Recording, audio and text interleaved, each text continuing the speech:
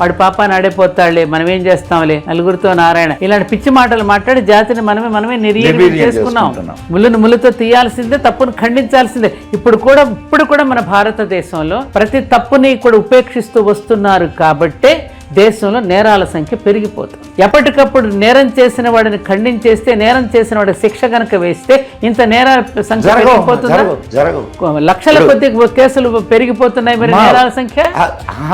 ఎప్పుడైనా ఒకటమ్మా, న్యాయ వ్యవస్థ మీద లేదు అంటే అడ్మినిస్ట్రేషన్ మీద గౌరవం ఉండాలా, నమ్మకం ఉండాలా, అండ్ భయము ఉండాలా. గౌరవం నమ్మకం ఉన్నాయేమో కానీ భయం మాత్రం లేదమ్మా. ఇప్పుడు నువ్వు ఈ తప్పు చేస్తే నీకు శిక్ష పడుద్ది, ఇంత ఖచ్చితమైన ఇంత శిక్ష పడుద్ది అని అంటే ఎవడైనా నేరం చేస్తాడా? చేయడు.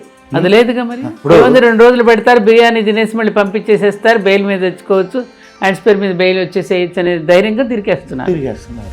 ఇప్పుడు మీరు అన్నారు ఇందాక సౌదీ అరేబియా ఇవన్నీ, ఆ కంట్రీస్లో తప్పు చేస్తే చేతులు నరుకుతారు. మరి ఎవడైనా తప్పు చేస్తాడా? చేయడుగా.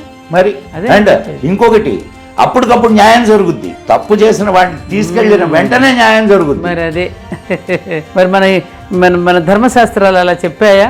మీ రామాయణ భారత భాగవతాలన్నీ చదివితే ఎక్కడికక్కడ తప్పు చేసిన వాడిని ఎవరి రాజ్యాలు వాళ్ళకి ఇచ్చుకుంటూ వెళ్ళిపోయాడా శ్రీకృష్ణుడు? మనకున్న అంటే మన దౌర్భాగ్యమో మరి అది తెలియదు నాకు. మనకు ఏ అయితే శాస్త్రాలు ఉన్నాయో, ఏ అయితే ధర్మశాస్త్రాలు ఉన్నాయి, మనకి ఇతిహాసాలు ఉన్నాయి, పురాణాలు ఉన్నాయి, వేదాలు ఉన్నాయి, ఇన్నున్నాయి. కానీ వాటి మీద గౌరవం ఉండే నాయకులు లేరమ్మా.